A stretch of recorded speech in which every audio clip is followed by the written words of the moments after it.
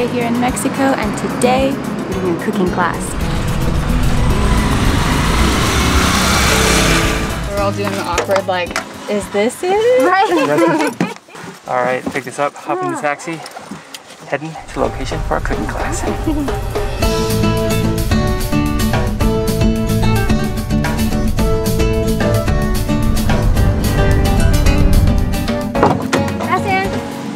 Short little drive outside of town, about 30 minutes, and we made it here. Check this place out. Looks like it's at maybe someone's home, and it's all decorated for Dia de los Muertos. So of course, we're all getting kind of like checked in, gotta clean our hands, sanitize, and all that good stuff, so we can start with the lady who's gonna be doing all of the cooking goes by Mimi. Everybody calls her Mimi. She's a traditional Oaxacan chef. I'm so excited to try it out, and I can't get over this place. It's like a little just oasis in this small agricultural community outside of Oaxaca. Alright, we are getting started with a salsa. We've got garlic, salt, and a serrano pepper, a roasted serrano. She asked us if we wanted it spicy, and I said yes, all the way. She say, Mimi's helping me out over here. I didn't put enough salt. I'm not pressing it hard enough. Hers is better.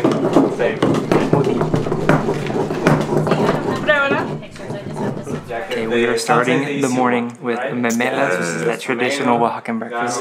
We end with the homemade salsa that we just made. It looks all so good and lovely. There's so much good food already. We haven't been here like 30 minutes. This is amazing. I've discovered my apron is inside out because I was looking for the pocket, and then I was told don't change it because it's lucky to do it inside out. So, accidental luck. I'll take it.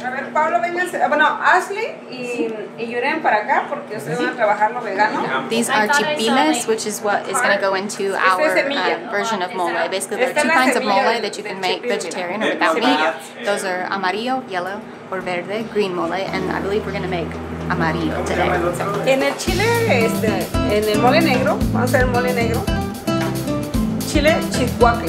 So many ingredients. She listed them all off to me and she was like, okay, you're going to be tested on them later. We have chiles de árbol, chiles guajillo, garlic, oregano, cloves, pepper, and then the green herb, and then some elote con, and a tomato and a tomatillo. And squash as well? And squash, yes. Squash. That's it. I think that's everything, so I think I get like a B on my test. Like all the spices as well. I'm the bartender for today, pouring out the mezcal. I can't be trusted with the food, but I can be trusted with the mezcal. Sorry. Sorry, I was just polishing off my mezcal. Let's begin. Pelar. No quiero semilla, ni una. Alright, after our lesson we all got little jobs to make the mole. So I'm gonna put you all away for just a second while we work on this table back here. We'll see y'all in just a second. Alright, so I mixed up the peppers, the garlic, some of the tomatoes, and salt and everything. Blended it up on high speed for a long time. And we drained the water, put like 3 or 4 bowls of water in it. And now we're heating it up and stirring it all up. 2 bowls of the water in here, rinse it, put it in the mixture that I was heating up over there. And then with the excess water, just water all the plants in the garden here. I got in trouble for not finishing my task. I had a lot of those little plants to pull the leaves off of, and I had to go to the bathroom. And I came back and Mimi's over there finishing it, and she's like, you didn't finish.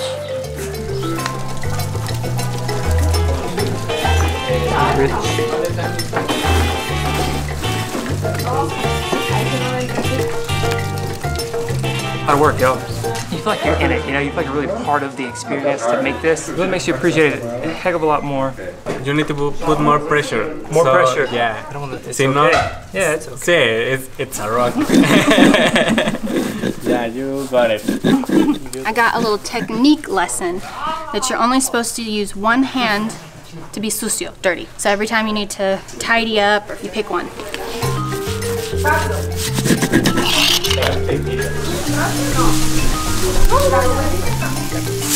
Un comal bracero. Shana, Sí. toca a ti, My turn. I have joy in my heart. I'm freaking making tortillas. Yes.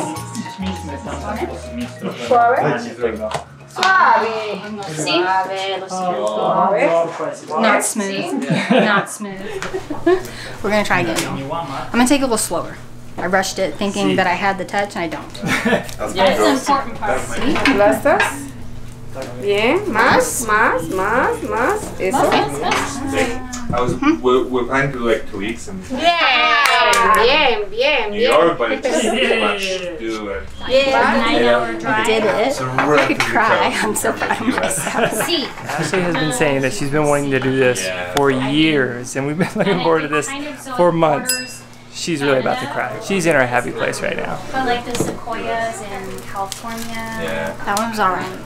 Could be better. Yeah, that was so much fun. What is it if they're really puffy? If the tortilla puffs up really big on the comal, it's good for your love life. Jordan's puffed a little and they told us we're ready for a cat. A cat? That's about right. El gato? Sí. There's a kind of flavor, sabor a campo, flavor of this one, of all of this. Lunch has been served, y'all. That's all of our work sitting in this bowl from the last few hours. It smells so good. Tortillas. Gracias. Salud. The tortillas are done so well. Everybody did an excellent job. The mole amarillo it reminds me of minestrone soup in that it's like thick and hearty. It has all the vegetables. Completely different than mole negro, which is the one that I've always tried and always had. You have to try them. You have to try all 7. This is incredible. We were mentioning that we haven't tried the chapulines yet, which is the toasted grasshoppers. But these are a popular snack here in Oaxaca, and they come on ice cream. They come as like almost like a bar snack. We're gonna give them a try now. It's salty. Toast them. Spicy. Spicy. It's good. Pozole is the dessert we're having. Is it not the most beautiful pink color? It's just like a nice, sweet, smooth jelly kind of a thing. I asked if it was similar to flan and they kind of said, not really. They called it a jelly. Very good. It's not super like strong in flavor. It's just kind of a nice little sweet cold thing at the end of a meal. It's perfect.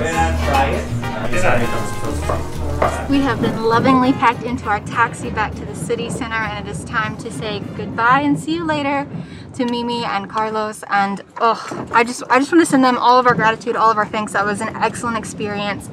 We will always link below. It's an Airbnb experience. That's where we found it, and try it, do it. You'll have the best time, I promise. But for now, we will see you all in the morning. We have a Mezcal tour tomorrow. Today we are going on a Mezcal tour. We're going out to a farm to see the agave plants and how they cut and cook and make the Mezcal. We're going to the distillery, and of course we're going to taste a lot of good Mezcal, and we're going to share a lot about how it's made, the process and the history, and what it means to the local area here in Oaxaca as well. So with that, let's get going.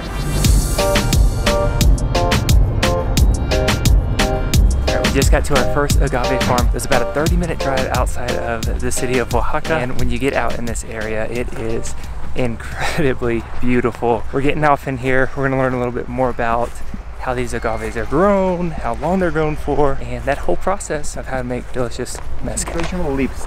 That's mean my agave is almost ready for reproduction. Right, taking our first stroll through the agave fields. We got a huge info dump in the van on the way here, all about the 6 types of mezcal, you know, tequila versus mezcal. A single agave plant takes 7 years to mature. He was kind of showing us one that's almost ready for harvest and kind of what that looks like. Essentially, once the plant has become a teenager, gone through puberty, if it's ready to reproduce, it's ready to harvest, and you can either let it reproduce and make more, you can cut it as it is and use the plant and make mezcal, or you can cut off the reproductive part, the flowering part, let it mature for 2 more years, and essentially all the sugars and all the energy that was stored inside the plant that was going to be used for reproduction gets turned into a better flavor for the mezcal. But that does take 2 additional years on top of the 7, so you have to have the time for that.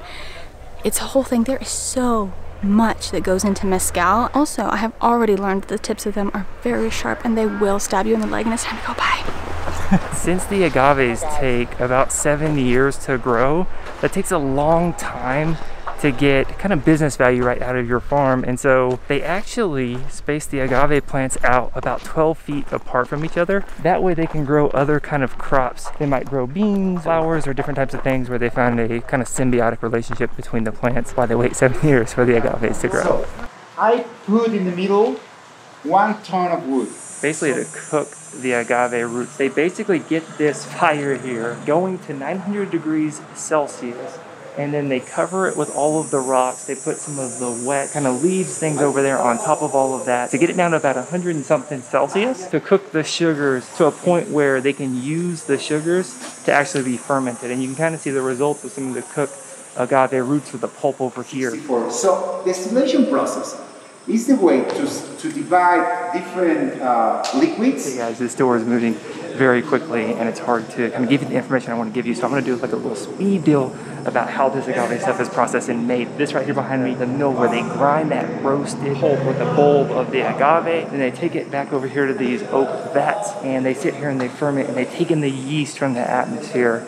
And it's part of what gives it the different flavors in the different regions of Mexico is because there's different yeast in the air that falls into here and creates that fermentation. One of the methods is the ancestral distillation, which is not as high performing. It takes longer, it takes more kilos of agave to make 1 liter of the mezcal. And then back over here in these little kind of vats, this distillation is where they do with the artisanal distillation. So now we're going down to the cave where everyone's at, and hopefully I'm not in trouble. All right, welcome to the barrel room where we are aging some reposado and añejo. They were telling us all about the different kinds of barrels and sort of the roast on the inside of the barrels. Kind of reminded me of coffee, basically how charred is the inside of the barrel, and that char is going to impart color and flavor. In the US, we expect mezcal to kind of almost punch you in the face with its smokiness, and we've learned that while mezcal is supposed to be smoky, that's definitely part of the process. Over smoky flavor is a mistake. It's not supposed to be so intense, and I'm really excited to start the tasting so we can kind of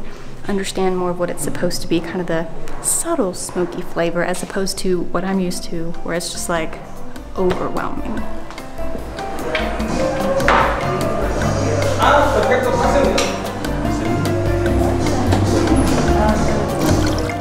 The right technique to smell mezcal is the small shots. If it's salty or it's metallic. Salty. Salty.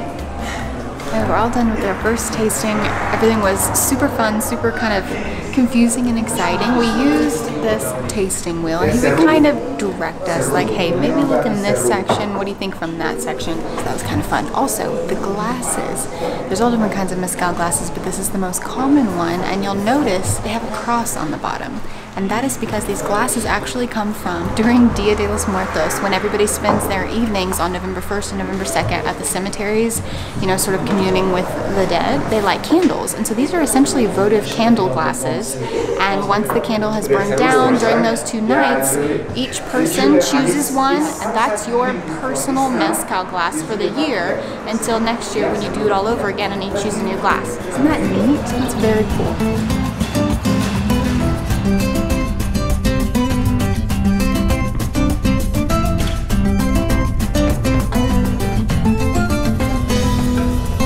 Getting to see a very traditional method of milling the agave fibers and plants with a horse. We basically were just driving along and saw this going on, and they kind of welcomed us in to stop in and look a little bit closer. This is so cool. Sweet. It's sweet. Yeah, it's nice. Yeah, kind of this is toasty. sticky after that. You need to, yeah. This is very nice. It's kind of like a roasty, toasty sweetness.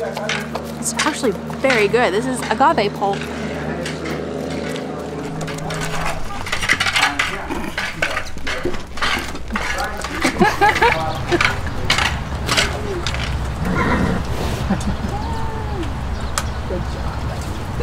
So from my understanding, we are in the home and the mezcal facility of a very important man. The only part of his name that I caught was Santiago, but he's famous for his mezcal recipes. Everybody comes here to like work on their recipe and their sort of technique and stuff, and he is famous. So it's kind of a really cool honor to be here and to meet him and to feed his horse. This is really neat. So one of the types of mezcal is essentially an infusion. It's distilled with something else, anything else. And this is the base of one of those types. This is tamarind and I think some kind of chili. It's a good bit spicy. It doesn't blow you away or anything, but it's got a nice, sweet, spicy, and a beautiful color. It's really nice. This is so cool. Also, you can make micheladas. Exactly. I love a michelada with this. Everything is manual. This is mezcal with tejate, which we had at the market the other day. Together with corn.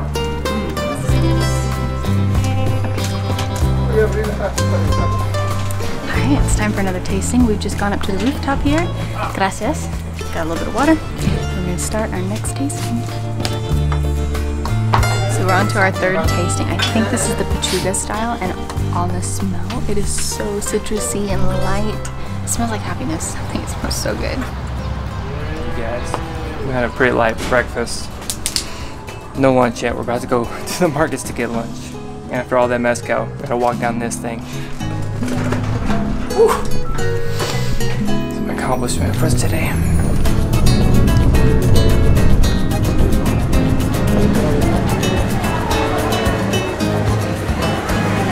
We are here at the Tortillas market, one of the small towns outside of Oaxaca. It's basically a whole market where you can get all sorts of things. Tortillas, carne, pollo. For us, vegetarian food. We'll see what we get. I have no idea what we're gonna get. We're about to find out. I will say this is the most active market we have been to yet, and we were offered a Corona immediately. Love that. It's very good. I basically got a veggie quesadilla. The tortillas here are so good. So fresh with salsa. There's like a salsa verde that they served alongside. Absolutely incredible. I'm thrilled. This is great. It's perfect. Whew. All right, all done with food, all done with mezcal. We're gonna take the van back into the city, and that will be a wrap on this video. I hope you enjoyed our little culinary tour of Oaxaca and the surrounding areas. We'll see you on the next one.